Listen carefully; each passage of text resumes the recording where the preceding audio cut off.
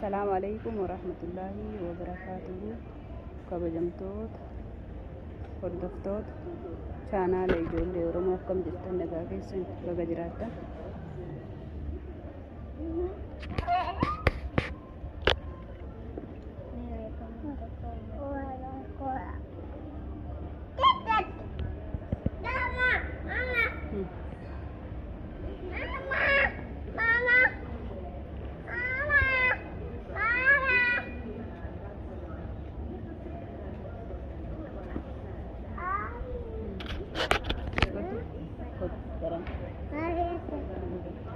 Ano ba apo? Feka na si Tibarede.